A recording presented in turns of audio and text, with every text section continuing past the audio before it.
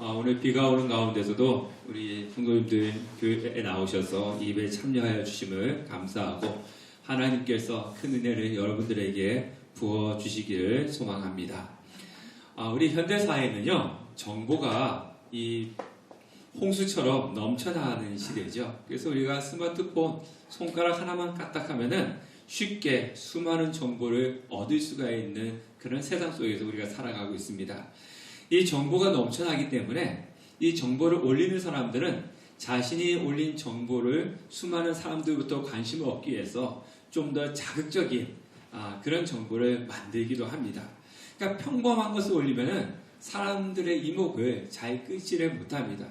저도 이 SNS에 올라온 것을 이렇게 보다가 이 제목이 되게 자극적이고 이 제목대로면은 뭔가 큰 일이 일어났던가 아니면 뭔가 대박을 터뜨릴 것 같은 그것을 보고 쑥 들어가 보면요, 내용은 그 제목과는 상관없이 평범한 것들이 있는 것을 참 많이 볼 때가 있습니다.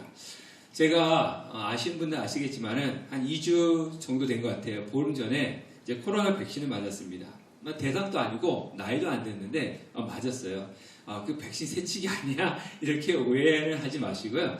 하도 뭐 부작용이 있다. 그러니까 이 취소하는 사람들 있잖아요. 예약했다 취소하면은 그 백신을 버려야 되기 때문에 그래서 취소한 사람의 분량을 병원에 찾아가면은 놔주었습니다. 그래서 제가 병원에 찾아가서 맞았거든요. 백신을 보더라도 그렇습니다. 분명히 부작용이 있고 그 부작용 때문에 어려움을 당하시는 분들도 있는데요. 또 그렇지 않은 분들이 더 많이 있습니다. 그래서 저는 백신을 맞았는데 맞을 때나 안 맞을 때나 똑같았습니다. 그래서 제가 농담을 일는 이야기했습니다. 어느 나라는 이 식염수를 백신으로 속여갖고 팔았다던데 혹시 나한테 이 백신 놓은 것이 아니고 식염수 놓은 것이 아니야? 제가 이렇게 농담까지도 했습니다. 저희 아내는 대상자가 돼가지고 이제 백신을 맞았는데요. 저희 아내도 조금 오한이 있고 그렇지만은 큰 그런 불편함 없이 잘 보냈습니다. 그런데 SNS에 보면요, 온갖 부작용이 있는데 이것을 맞으면 어떻게 되고 저것을 맞으면 어떻게 되고 그리고 죽었다가 살아났다 뭐 이런 내용들이 이 SNS에 많이 올라와 있고 가득합니다. 그래서 저도 그것을 보고 난 이후에 이 백신을 맞아야 되나? 좀 불안과 두려움 속에서 이 백신을 맞고 또 맞고 난 뒤에는 무슨 약을 사다 놓고 준비하고 있으라. 그래가지고 그 약을 사다 놓고 이 되게 긴장하고 준비하고 그러면서 보냈던 것 같습니다.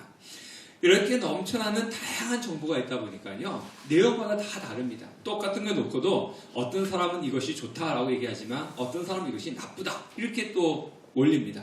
그래서 그것을 접할 때 과연 어떤 것이 좋은 것이고 어떤 것이 나쁜 것이고 어떤 것이 사실이고 어떤 것이 사실이 아닌지 참 우리가 구분하기가 힘들고 어려운 세상 속에 살아가고 있는 것 같습니다.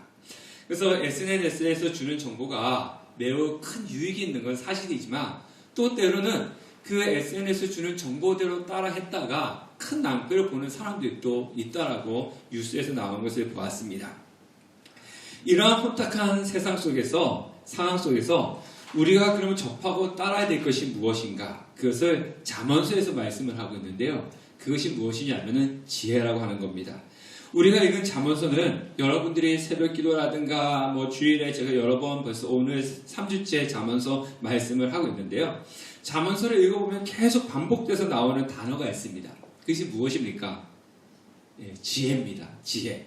그래서 지혜를 찾으라. 지혜를 얻으라. 지혜를 버리지 말라. 등등의 말씀이 매 순간순간 계속 반복돼서 나오고 있습니다. 그러면 잠언서에서 지혜에 대해서 여러 번 이야기하고 있는데 그럼 지혜가 무엇인가? 오늘 그것에 대해서 말씀을 하고자 합니다. 여러분들 지혜가 무엇인가 한번 주목해서 살펴보신 적이 있으십니까? 위키백과에 보니까 지혜를 이렇게 정의를 했더라고요. 제가 그대로 읽어드리도록 하겠습니다.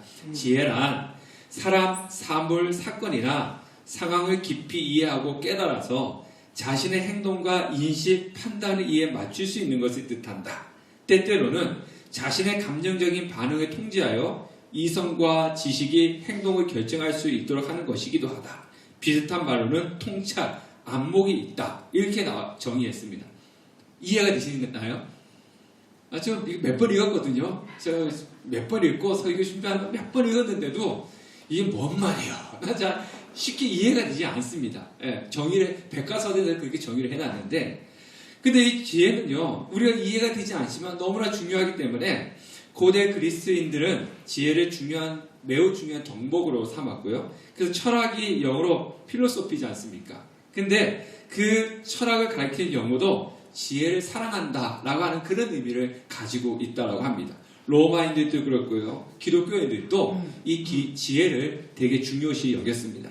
그러니까 지혜는 우리가 살아가는 데 있어서 어떤 상황에 잘 대처해 나가는 것이 지혜다라는 겁니다. 백과사전 이야기하면은 우리가 살아가는 데 있어가지고 여러 가지 상황에 부딪히게 되는데 그때 어떻게 헤쳐나가야 되는지 그것을 지혜다 이렇게 이야기하는 겁니다. 백과사전에서는요.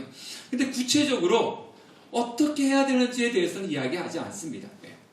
좋은 것이긴 한데 그럼 무엇이다 라고 알려주지는 못하고 있는 거죠. 하지만 오늘 우리가 읽은 성경, 이 잠언서에서는요, 지혜가 무엇인지, 그리고 지혜가 어떤 존재인지, 지혜가 어떤 능력을 가지고 있는지, 이 부분에 대해서 잠언서에서 말씀을 하고 있다는 겁니다. 자, 22절 말씀을 보면요, 우리 22절 다 같이 한번 읽어볼게요. 시작. 여호와께서 그 조화의 시작, 곧 태초에 일하시기 전에 나를 가지셨으며, 그러니까 여호와는 하나님이시지 않습니까? 하나님께서 태초에 일하시기 전에 나를 가졌다. 그럼 여기서 나가 누구냐?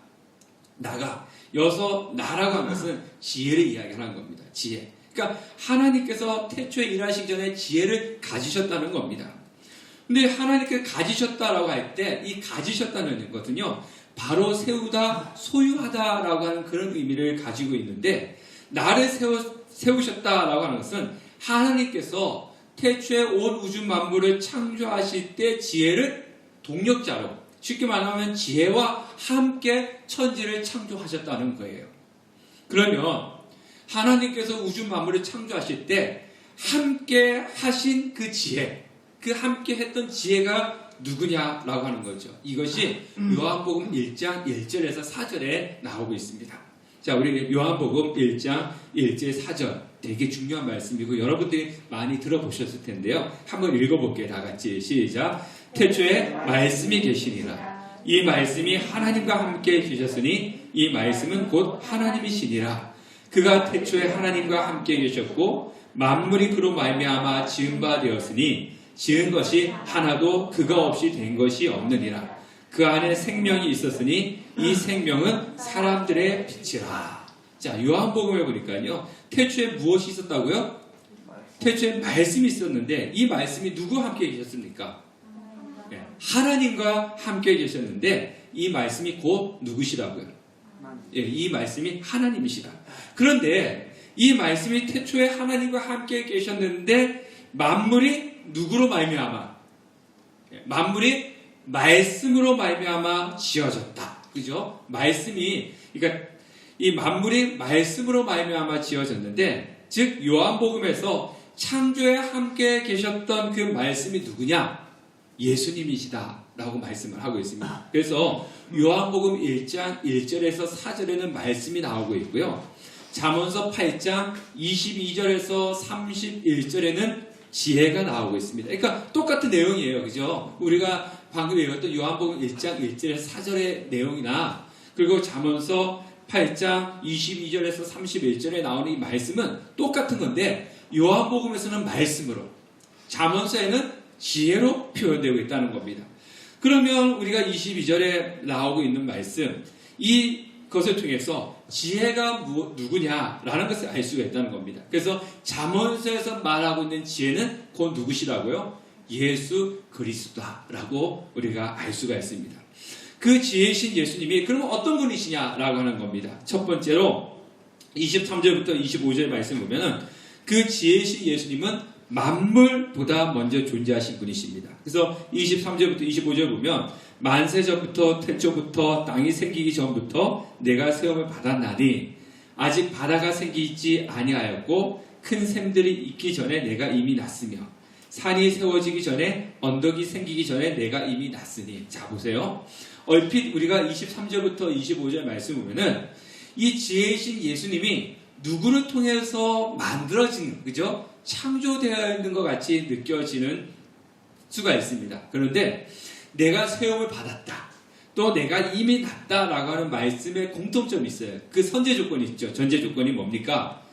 내가 세움을 받았다, 내가 이미 났다라고 하는 말씀의 공통점은 그 앞에 만세 전부터, 그리고 땅이 생기기 전부터, 큰 샘들이 있기 전에, 산이 세워지기 전에, 언덕이 세워지기 전이라고 하는 공통점이 있어요. 그죠? 내가 세움을 받았다, 이미 났다 이전에 그 산들이 세워지고 큰 샘이 있기 전이라고 하는 전제 조건이 있습니다. 그러니까 이 말씀에서 강조하는 것은 무엇이냐면요, 태어났다, 이미 났다, 이것이 아니라 이 땅에 있는 모든 만물 이전에 이미 존재하셨던 분이라고 하는 것에 강조점을 두고 있는 것입니다. 그러니까 시간이라고 하는 것도요, 우리는 지금 2021년도 오늘이 5월 16일인가요? 예, 16일이잖아요. 그 지금 시간이 10시 26분이. 근데요, 이 시간에 살아가고 있지만은 이 시간조차도 하나님이 창조하신 창조물이라는 거죠. 예, 하나님이 창조하시기 전에는 이 시간조차도 존재하지 않았습니다. 그러니까 이 시간 이전에 지금 누가 계셨다는 거예요? 예수님이 계셨다는 거죠. 그러니까 예수님은 시간적인 존재가 아니라 어떤 분이십니까? 영원하신 분이라는 거죠. 우리가 이것을 출애굽기 때 제가 말씀드린 것 같아요. 출애굽기 기억나십니까? 출애굽기 3장 14절을 보면은 모세가 장인 이돌의 양떼를 치기 위해서 하나님의 산 호렙산 근처에 갔잖아요. 거기 가서 무엇을 봤습니까? 떡이 나무에 불이 붙은 것을 보았지 않습니까? 불이 붙었는데 타고 사그라지지 않는 거예요. 그래서 무슨 일인가 하고 갔다가 거기서 하나님을 만납니다.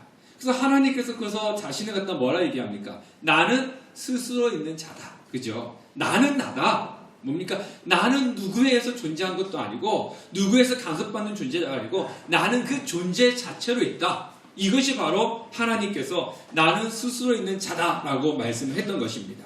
그러니까 지혜이신 예수님은 이미 창세 전에 존재하셨던 분이시다라는 것을 오늘 말씀을 통해서 알려주고 있습니다. 그 두 번째는요, 이 지혜이신 예수님은 창조에 참여하신 분이시라는 거죠. 27절부터 30절 말씀에 보면요, 자, 여기 27절 말씀 보면은 그가 하늘을 지으시며 궁창을 해면에 두르실 때 내가 거기 있었고, 그러니까 하나님께서 하늘을 지으시고 궁창 해면에 두르실 때 지혜이신 예수님이 거기 있었다는 거예요. 그리고 또 30절 말씀 보면은 내가 그 곁에 있어서 창조자가 되었다는 거죠. 그러니까 이 27절과 30절 말씀 보면 천지 창조가 이루어질 때 예수님이 그냥 구경꾼으로 이렇게 있었던 것이 아니라 어떤 존재로 계셨다는 겁니까? 같이 천지 창조를 만드시는 그 동참자로 계셨다는 거죠. 그리고 내가 그 곁에 있어서 창조자가 되었다라고 얘기할 때 이 창조자는 어떤 의미가 있냐면요, 내가 그때 숙련된 기술자로 있었다는 거예요. 기술자. 그러니까 이 말씀은요, 지혜이신 예수님께서 창조 사역을 완벽하게 수행하셨다라는 그런 말씀입니다. 잘 이해가 되지 않죠? 요한복음 1장 3절에 보면 만물이 그로 말미암아, 만물이 말씀이신 예수 그리스도 말미암아 지은 바 되었으니 지은 것이 하나도 예수 그리스도 통해서 예수 그리스도 없이 된 것이 없느니라. 그러니까 만물이 다 누구로부터 지어졌다는 거죠? 말씀이신 예수 그리스도를 통해서 지어졌다고 1장 3절에 말씀하고 있죠. 자, 이해가 되지 않으면 제가 예화를 하나 드릴게요. 이 예화가 정확하게 그렇게 이야기하는지는 모르겠지만은 여러분들의 이해를 돕기 위해서 그렇습니다. 제가 지난 주간에 이제 어버이날도 있고 그래서 이제 저희 가족이 그 시골에 계시는 장모님 댁에 다녀왔습니다. 갔다 오면서 이제 갈 때로겠지만은 올 때 이제 저희 큰아이가 운전을 이렇게 다 했어요. 거의 한 3분의 2는 했어요. 그래서 제가 옆에 앉아가지고 조금 불안하긴 했지만 조금 불안하겠죠. 야, 운전을 이렇게 해서 가야 돼. 이렇게 해서 이렇게 가야 돼. 그래가지고 지시에 조언해 주었고 우리 큰아이가 제 말에 맞춰가지고 이렇게 운전을 해가지고 집에 무사히 왔습니다. 집에 무사히 오고 난 이후에 그걸로 끝난 것이 아니고 이제 저희 교회에 이제 매달 정기적으로 이렇게 후원해 주신 분들이 있어요. 거의 뭐 2년, 3년째 막 이렇게 좀 고맙지 않습니까? 그래서 작은 선물을 이제 준비해 가지고 배달을 같이 했습니다. 그래서 저희 큰아이가 운전하고 제가 옆에 있다가 이렇게 배달을 이렇게 해 주었습니다. 해주고 와서 그 일을 완벽하게 마무리 지었잖아요. 그 완벽하게 일을 마무리 지었을 때 그 기쁨. 그러니까 제가 하는 일이지만은 누가 동참을 한 겁니까? 저희 큰아이가 동참을 한 거죠. 또 우리 큰아이만 얘기하면 우리 작은아이가 또 서운할 수 있으니까. 자, 우리가 이제, 우리 작은아이가 반주를 하는데, 예배 시간 제가 먼저 이렇게 곡을 선정해갖고 이렇게 줍니다. 주고, 요거는 이렇게 하고, 이렇게 해야 돼. 이렇게 조언을 해주죠. 그러면 제가 찬양인도 할 때, 우리 작은아이가 반주를 하지 않습니까? 그러면 이제 찬양 시간에 제가 찬양 인도하고 반주를 할 때, 같이 저에 맞춰가지고 반주를 이렇게 잘 찬양을 끝냈어요. 그죠? 이것을 이야기하는 겁니다. 그러니까 성부 하나님이 창조를 하실 때 성자 예수님이 숙련된 기술자로서 천지 창조를 같이 동참해서 그것을 천지 창조를 완벽하게 이루어 내셨다는 겁니다. 그 동참하셨다는 것. 그래서 지혜이신 예수님께서 천지를 창조하실 때 같이 동참을 하신 겁니다. 그래서 이것을 가지고 30절에 뭐라고 이야기하고 있냐면요. 창조자가 되어 날마다 그의 기뻐하신 바가 되었으며 항상 그 앞에서 즐거워하였으며 그것이 어땠다는 겁니까? 기뻐하신 바가 되었다는 거죠. 그리고 항상 그 앞에서 즐거워하였다는 겁니다. 그러니까 본인도 기뻤고 성부 하나님도 같이 하니까 그것을 기뻐했다는 거예요. 저희 아이들이 제가 하는 일에 운전을 같이 해서 일을 마무리하고 반주를 하면서 그것을 차례했을 때 기쁨이 나는 거죠. 저도 기쁘고 같이 그것을 즐거워하는 것. 이것이 성부 하나님과 성자 예수님께서 천지를 창조하실 때 이루어진 일이고 그 기쁨을 같이 나누었다는 겁니다. 그래서 지혜이신 예수 그리스도께서 천지 창조에 동참을 하실 것입니다. 그런데 창조 사역 가운데 가장 큰 기쁨과 즐거움이 있었습니다. 31절 말씀입니다. 31절 다 같이 한번 읽어보도록 할게요. 31절 시작. 사람이 거처의 땅에서 즐거워하며 인자들을 기뻐하였노라. 자, 사람이 거처의 땅 그리고 인자가 나오고 있죠. 사람이 거처의 땅, 인자는 누구에 대한 이야기겠습니까? 네, 사람에 관한 이야기죠. 사람에 관한 이야기. 자, 하나님께서 천지에 창조하시는 가운데 가장 기뻐했던 날이 있어요. 그게 언제입니까? 네, 우리 첫째 날 뭐 만드신지 아시죠? 하나님께서. 첫째 날 뭐 만드셨어요? 뭐 창조하셨어요? 예? 빛. 둘째 날은요? 시험 봐야 되겠어. 다음 주에. 둘째 날 궁창. 그죠? 그리고 여섯째 날 사람을 만드셨잖아요. 그죠? 사람을 만드셨는데, 근데 성경에 보면요. 처음 빛을 만드시고 난 후에 하나님 보시기에 좋았더라.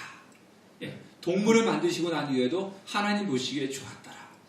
해, 달, 별을 만드시고 난 이후에도 하나님 보시기에 좋았더라. 그런데 사람을 만드시고 난 후에는 조금 달라요. 사람을 만드시고 난 후에 뭐라 그럽니까? 하나님 보시기에 심히 좋았더라. 이렇게 표현하고 있습니다. 그러니까 하나님께서 천지를 창조하시고 나서 모든 피조물을 이렇게 볼 때마다 어땠습니까? 기뻐했습니다. 보시기에 좋았어요. 기뻐했는데 마지막 피조물 사람을 만드시고 난 이후에는 가장 기뻐했다는 겁니다. 심히 보시기에 좋았더라. 보시기에 심히 좋았더라. 가장 기뻐하고 즐거워했다는 겁니다. 당신의 형상대로 창조된 인간에 대해서 그런 큰 기쁨을 누렸던 것입니다. 왜 그렇습니까? 그만큼 가장 소중한 존재이고 특별한 존재이기 때문에 그렇습니다. 그래서 저와 여러분은 하나님 앞에 어떤 존재입니까? 가장 특별한 존재예요. 정말 심히 기쁨을 주는 그런 존재죠. 그래서 스바냐 3장 17절 말씀에는요. 우리 다 같이 읽어볼게요. 시작. 너의 하나님 여호와가 너의 가운데 계시니 그는 구원의 베푸시 전능자시다. 그가 너로 말미암아 기쁨을 이기지 못하며 너를 잠잠히 사랑하시며 너로 말미암아 즐거이 부르며 기뻐하시리라. 너로 말미암아 기쁨을 이기지 못하시며 너로 말미암아 즐거이 부르며 기뻐하시리라. 자, 여러분, 기쁨을 이기지 못한다. 이게 어떤 것 같아요? 기쁨을 이기지 못한다. 그런 적 있잖아요. 우리도 너무 기뻐서 이것을 막 표현하지 못하는 거죠. 우리가 보통 기쁘면 아이 기뻐, 아이 좋은 일이 생겼어. 내가 오늘 집에 가는 때 우리 자녀들이 있는데 갑자기 엄마가 뜬금없이 용돈을 막 몇만 원 줬어요. 보통은 10,000원 주는데 오늘은 2만 원 줬어요. 그러면 기쁘죠. 예, 기뻐요. 예. 그쪽 오늘 우리 오래간만에 온 우리 서희가 있는데요. 서희가 딱 그럴 때 진짜 기쁘더라고요. 예. 그러니까 이 기쁨. 그러니까 기뻐 이런 거지 않았습니까? 되게 기쁜데 근데 이것을 막 표현할 수 없는 기쁨. 네. 그것이 기쁨을 이기지 못하는 거예요. 여러분도 그런 가운데 있지 않습니까? 그냥 내가 어느 정도 생각했던 건 그냥 기뻐요. 좋은 일이면. 근데 정말로 내가 표현할 수 없을 만큼 그 기쁨, 그것이 기쁨을 이기지 못하는 건데 하나님께서 우리를 보고 뭐라고 얘기하고 있냐면은 내가 너희로 말미암아 기쁨을 이기지 못한다. 뭘로 표현해야 될 수 없을 정도로 기쁘다라고 그렇게 말씀을 하고 있는 겁니다. 그만큼 하나님께 기쁨의 존재가 저와 여러분이라고 하는 겁니다. 자, 우리 그래서 아까 찬양했잖아요. 우리 찬양했는데 우리 찬양 무반주로 한번 이 찬양 다시 한번 해볼까요? 아주 먼 옛날 우리 시작. 아주 먼 옛날 하늘에서는 당신을 향한 계획이 있었죠. 하나님께서 바라보시고 뭐라고요? 좋았더라고 말씀하셨네. 이 세상 그 무엇보다 귀하게 나의 손으로 창조하였노라. 내가 너로 인하여 기뻐하노라. 내가 너를 사랑하노라. 사랑해요. 축복해요. 사랑해요. 축복해요. 축복해요. 당신의 마음에 우리의 사랑을 드려요. 찬양하셨어요? 저 혼자 독창한 것 같은데. 예, 하셨죠? 예. 우리 찬양처럼 하나님께서 바라보시면 뭐라고 했습니까? 좋았더라고. 예, 내가 너로 인하여 기뻐하노라고. 내가 사랑한다고 하나님께서 우리에게 그렇게 말씀을 하고 계시는 겁니다. 그래서 우리가 내가 하나님 앞에 얼마나 소중한 존재고 특별한 존재인지를 우리는 잊지 마셔야 되는 것입니다. 자, 하나님 앞에서 우리가 가장 큰 기쁨의 존재이기 때문에 33절의 말씀 보면은 뭐라 말씀하고 계시냐면 지혜를 얻으라. 지혜가 예수 그리스도라고 했습니다. 예수님을 얻으라. 그리고 35절의 말씀 보면은 지혜를 얻는 자에게는 지혜를 얻는 자에 무엇이 있다고요? 35절 보니까 나를 얻는데 이 나가 지혜라고 했지 않습니까? 그러니까 지혜가 예수님이시니까 예수 지혜를 얻는 자는 무엇을 얻고 35절에 생명을 얻고 그러니까 33절에 보니까 지혜를 얻어라. 내가 너희는 가장 소중한 존재이기 때문에 지혜를 얻어라. 그리고 지혜를 얻는 자에게는 생명을 얻는다. 라고 그렇게 하나님께서 말씀을 하고 있는 겁니다. 지혜를 얻으셔야 되는 거예요. 그러면 지혜를 얻는 방법이 무엇입니까?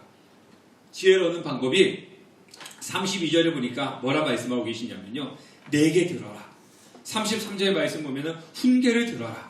34절의 말씀 보면 누구든지 내게 들으며 이렇게 말씀을 하고 있습니다. 그 지혜를 얻는 방법은 뭐라고요?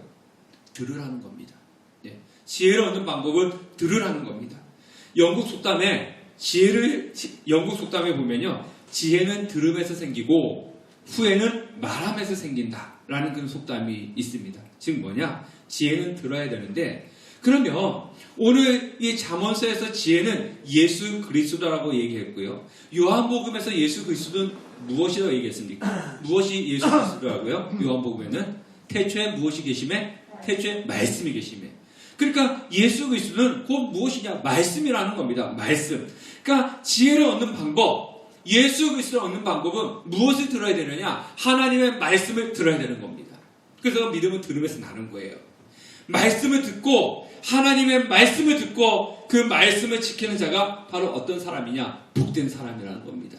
즉 예수 그리스도를 소유한 사람이 어떤 사람이냐? 바로 복된 사람이라는 겁니다. 솔로몬은요. 지혜가 예수님이시지 알았어요. 그래서 이 땅에서 생명을 얻고 살아가는 방법도 알았습니다. 이 땅에서 생명을 얻고 살아가는 방법은 오직 하나, 지혜를 얻는 것이었습니다. 그래서 매 순간순간마다 잠언서에서 지혜를 얻어라, 지혜를 받아라, 지혜를 들어라, 말씀을 들어라, 그리고 그 말씀대로 살아가라. 그 사람만이 이 땅에서 복된 사람이다라고 말씀을 하고 있는 겁니다. 앞에서 말씀드린 것처럼 이 세상은 정말 역을 보면은 이렇게 살아야 된다, 저렇게 살아야 된다 하지만 그대로 따라했다가 실패하고 낭패보는 경우들이 참 많이 있습니다. 그렇지만 내가 생명을 얻고 내가 생명을 얻도록 나를 인도해 주시는 분, 그분은 바로 지혜이신 하나님의 말씀을 듣고 따라가는 것입니다. 사랑하는 성도 여러분, 지혜이신 예수님이 가르치신 교훈에 따라 걸어가는 그 자체가 바로 복인 것입니다. 그러므로 지혜의 교훈을 듣고 순종하십시오. 그러면 하나님의 인도하심과 보호를 받게 되는 것이고 축복을 받게 되는 것입니다. 근데 반대로 하나님의 지혜를 무시하고 자기 멋대로 자기의 길로 행하는 사람의 결국은 어떻게 되느냐? 파멸에 이르고 말 것입니다. 오늘 성경은 그래서 우리는 파수꾼같이, 파수꾼이 뭐예요? 파수꾼은 잠 안 자고 이렇게 지키는 사람이지 않습니까? 저도 이제 군대를 휴전선 철책을 지키는 데서 있었는데요. 잠 안 잡니다, 밤에. 밤에 잠자면 큰일 나는 거잖아요. 왜? 적군이 쳐들어오니까 이 간첩이 넘어오는 것을 지키는 것이 파수꾼이지 않습니까? 그러니까 한시라도 잠잘 수가 없어요. 밤에 눈을 부라리고 앞을 바라봐야 되는 거죠. 그것처럼 뭐 하라는 겁니까?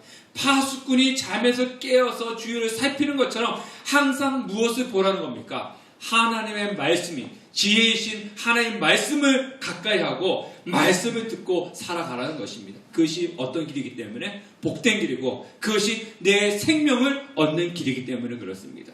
여러분, 지혜이신 예수 그리스도 하나님의 말씀을 가까이 하십시오. 말씀을 들으십시오. 그 말씀대로 순종하고 살아가십시오. 그것이 바로 나를 하나님의 인도하심과 보호하심 속에서 축복받는 비결입니다. 그 말씀 속에서 영원히 생명을 얻어 살아가는 우리 성도님 되시기를 주님의 이름으로 축원합니다.